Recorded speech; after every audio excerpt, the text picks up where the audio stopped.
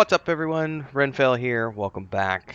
We are now returning to our Mondays in Middle-earth read-through of The Hobbit, Lord of the Rings, and the Silmarillion, and today marks the very first episode of the Silmarillion part of that entire read-through. Now, we've been doing this for more than a year and a half, or right around a year and a half, something like that, and we finished up the appendices of the Return of the King a few weeks ago, and in, I think, early June. And then I told everyone I was going to take a few weeks off. I think it was 2 weeks. I think I took 2 weeks off.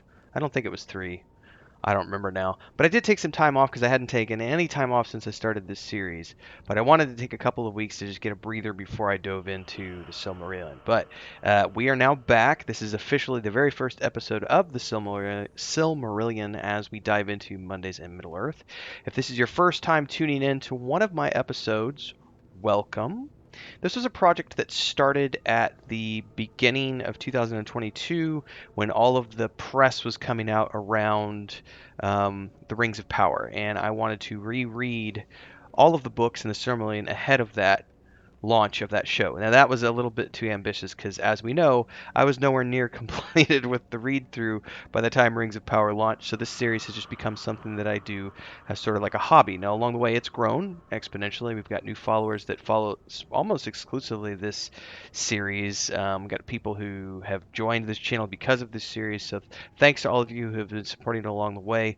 I don't know that we'll go beyond the Silmarillion into all the Histories of Middle-earth stuff. That's going to depend on you, the readers. Those of you who've been around for a while have heard me talk about this before, so if you want me to keep going and keep doing this into the perpetuity, let me know with a like, subscription, and a follow, and smash that bell icon so you never miss an update. And don't forget to, of course, drop a comment, drop a super thanks, drop a super chat, join as a member, support the channel, show that this means as much to you as your Netflix and Hulu and Disney Plus and all those other things. Without further ado, let's get into, looks like, the foreword. We're not actually going to start with chapter 1 today. We're going to go through and read a little bit about the Silmarillion. And this is the first time I've read this book since, it's probably been since 1997, 1998. I would have been 17, 18 the last time I read this book. So it has been, a very long time since I read the Silmarillion. So let's dive in.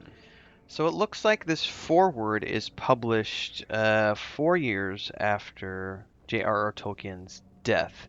And this is apparently written by Christopher Tolkien. Now, I'm not going to read this verbatim because, like with all the other previous episodes, I don't want to get hit with any copyright stuff. This is not meant to be me doing narration. I just go through sections. I might occasionally read a snippet or two, but I ask questions as I go along and try to have a conversation with you readers and listeners. So it says here, the Silmarillion is an account of the elder days of the first age of the world. And while the Lord of the Rings covered the events at the end of the third age, the tales of the Silmarillion are legends deriving from a much earlier time in history when Morgoth, who was Sauron's boss, the first Dark Lord, actually still existed and dwelt in, well, he still exists, but still existed on Middle-earth.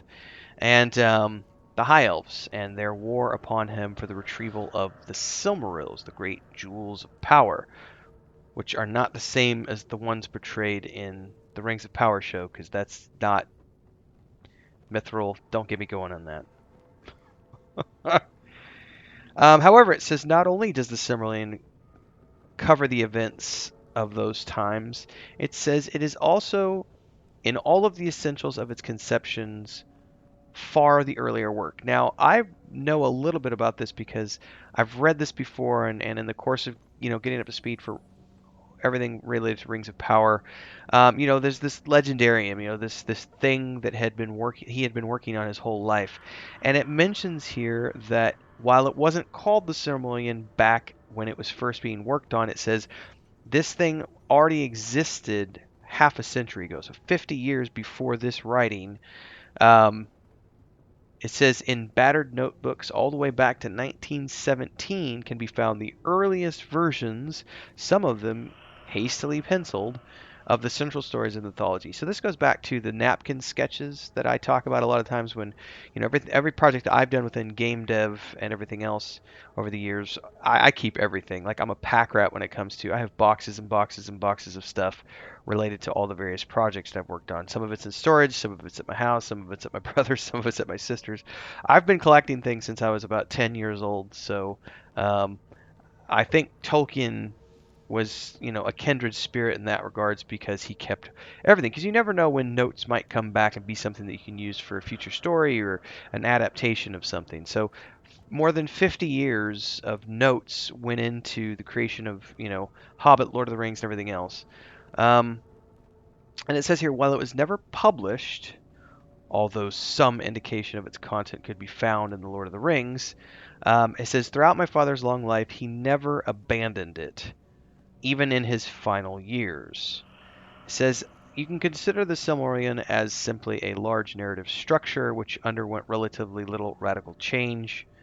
Um, and it said basically this became the background. If you've watched the earliest episodes of the Mondays in Middle Earth series, especially I think when we got into the Fellowship of the Ring, not so much the Hobbit, a little bit in the Hobbit, but more in the Fellowship of the Ring and Two Towers and so on and so forth. You get these snippets of things that are obviously pulled from the Silmarillion, from the Legendarium, from the history, his 50 years of history here. I think there was one as an example. There's a moment when Legolas is talking about how elves exist in both realms at once, and I think there's a phrase talking about how elves don't really ever sleep. They can kind of just go between. It was a very interesting thing, but the way it was described was in such a way as he's got this vast history that he could draw upon to put nuggets into this story, which helps flesh out the realism of things without needing to explicitly tell us what this refers to.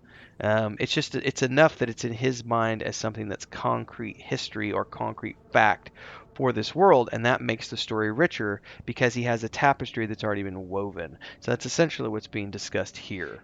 Said here, while some legends came to be retold in various forms, longer and shorter, and in various styles over the years, the changes in variants, it says here, became so complex, pervasive, and many layered that a final and definitive version seemed unattainable.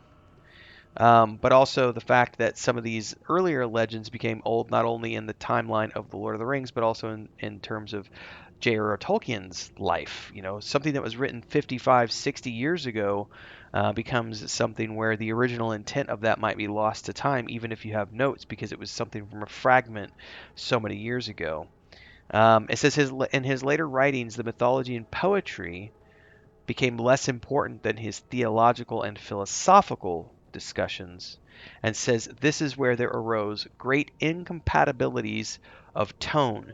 This is very important because I've mentioned this in the past when I was reading through um, Stephen King's Dark Tower series. Those books were written over such a vast period of time. There is a hugely different style of tone from the first book to the last book in the Dark Tower series. And that's because he wrote the first book very early on in his writing career, and he wrote the last book very late in his writing career, or much later in his career. So there's a tone difference there because his writing style has changed over the years. His thought process has changed. He's grown wiser, perhaps more jaded, more, different points of view. Maybe the points of view have changed. So I like that Christopher Tolkien is recognizing that there was a great incompatibility of tone throughout the notes that his father had left over a 50-year span of time, which is what led to the challenge of putting all of this together for the official published version of the Silmarillion. It says, after my father's death, it became my responsibility to try to bring this work into a publishable form. But in order to do that, I had to create a single text, arranging things in such a way as seemed to me to produce, he says, the most coherent and internally self-consistent narrative. So something that was the same in tone throughout the entire story, as well as sort of taking all these loose bits and pieces of like, well, there's 5 versions of this character and 3 versions of this character and 6 versions of this story. Which are the ones that all connect the best? and tell the most coherent story based on what was published in The Lord of the Rings. Let's arrange these things in that way to give us a more coherent.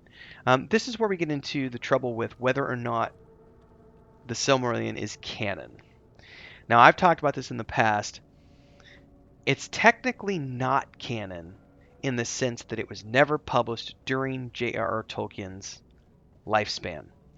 So canon, usually as it is established, is typically established by the creator. Now the creator died midway through, but he did leave a bunch of notes. But it's a little bit different than, say, looking at what happened with Robert Jordan and Harriet stepping in and having a boatload of notes and everything else, and getting Brandon Sanderson to come in and work on that, but also having the author knowing that he was coming to an end and leaving a very clearly defined outline, so to speak, of where the book series needs to go and end.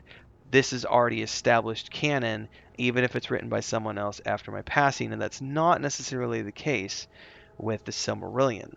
So its authenticity as a work of canon is kind of up for debate between a lot of people because it wasn't actually published during Tolkien's lifetime, and he didn't actually oversee the um, condensation of things, which is an interesting discussion because Tolkien was known for being such an sort of, I would say, anal retentive about details, coming back and tweaking, retweaking even his published works up until his death. And I don't know that he actually would have ever been able to complete the Silmarillion, given the fact that he had a hard time, from what I understand, my interpretation, he had a very hard time finding a way to make 50 years worth of notes make sense. And he also had a hard time ever considering something done. I don't have that problem. I'm very much in the camp of I'm done with this work. It's published. It's out there. I'm done with it. I'm off to the next project. Kevin J. Anderson is another good example of that. Brandon Sanderson can even be considered. You publish a book, it's done. You can have other books that refer back to that book or whatever, but once you finish with something, it's off in the past. It's its own little thing. Let's move on to the next project. Tolkien didn't do that. Tolkien continued to tinker. He was the George Lucas of his time, going back and adding a Jabba the Hutt scene and going back and, tweaking this little thing and that little thing. Han shot first suddenly, now he didn't. These were the kind of things that Tolkien was doing to his works continually up until the time he died. In any case, this is make no mistake, this is Christopher Tolkien's version of his father's notes, not J.R.R. Tolkien's version. And I think that's something that's very important for people to understand. This is edited by Christopher Tolkien, not necessarily written by edited by Christopher Tolkien, not necessarily written by J.R.R. Tolkien. I need more coffee. That part was my brain's. I'm already 13 minutes in. I need to hurry up and get through this. We're still in the foreword. Says you can view the Silmarillion. Oh, he says my father came to conceive the Silmarillion as a compilation made long afterwards from sources of great diversity such as poems, annals, oral tales, things that had survived age-long traditions. It says this conception is parallel to the actual history of the book because a great deal of the earlier prose and poetry does underlie it. So he says this is an extent a compendium in fact and not only in theory.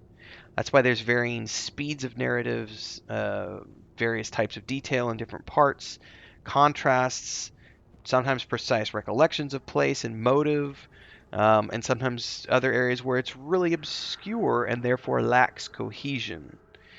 So this is where he's going. This is literally referring to like napkin sketches and like the scribbled notes of like, what if this character were to do this? And then like 5 years later, he talks about that character again, and then you're patching together 3 or 4 notes from like 10 years of time about this one character, trying to figure out what he meant by all of that. Okay. This book contains the Quenta Silmarillion, the Silmarillion proper, the Anulindale and Valaquenta, which are at the beginning and most closely associated with the Silmarillion, and then also the Akalabeth and of the Rings of Power, which appear at the end. And it says it must be emphasized that they are wholly separate and independent. So it says the entire history is set forth here, from the music of the Aenir in which the world began, all the way to the passing of the ring bearers from the havens of Mithlond at the end of the Third Age. Commercial time, everyone. Huge shout out to the Guild Champions, who are our highest tiered membership here on YouTube. We've got Bubbleonia, Ancient Entity, Crazy's Relative, Remedy. Thanks so much for your support here on the channel. And of course, to all of our members who help keep me full time here on YouTube. Thanks so much for your support, for being here, for checking in. Don't forget to like, subscribe, hit that bell icon, super chat any live streams or premieres you see, super thanks any video uploads you see. Don't forget YouTube Shorts in that category as well. And hopefully, we'll see you in the next live stream. Don't forget the Discord. Links are down below. Let's get back to the video. Oh, this is interesting on the notes here. It says it may be noted that the Great Mountain Range in the east, Ered Luin, or Linden, the Blue Mountains, appears in the extreme west of the map in The Lord of the Rings, but in the body of the book there's a smaller map. This is the intent of this is to make clear to glance where lay the kingdom of the elves after the return of the Noldor to Middle Earth. It says, I have not burdened the book further with any sort of commentary or annotation. Huh. So that's essentially the foreword. And then we have this next section, which looks like it includes... Okay, guys, I'm just looking at something real quick. There's a preface to the second edition next, along with some letters. I'm going to want to go through these before we actually get to the... Oh my god, that letter is really, really long. Alright, well, that might be a whole episode in the letters. Oh my god, this is like pages and pages and pages.